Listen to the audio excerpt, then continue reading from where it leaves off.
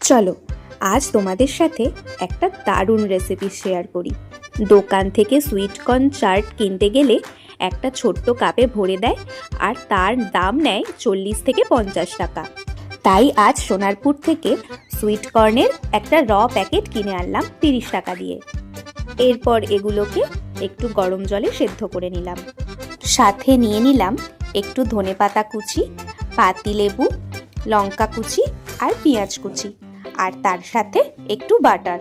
এটা কিন্তু একটা হেলদি খাবার, যারা ডায়েট করো তারা অনায়াসে খেতে পারো।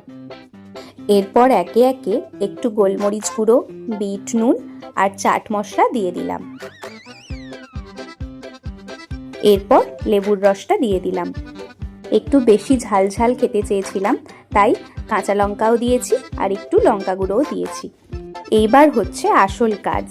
মাকে বলেছিলাম দোকানে যেভাবে মগ দিয়ে এরম মাখায় ওরমভাবে মাখিয়ে দিতে, কিন্তু আমাদের কোনো মগ ছিল না বলে মা বাটিতেই মাখিয়ে দিয়েছে।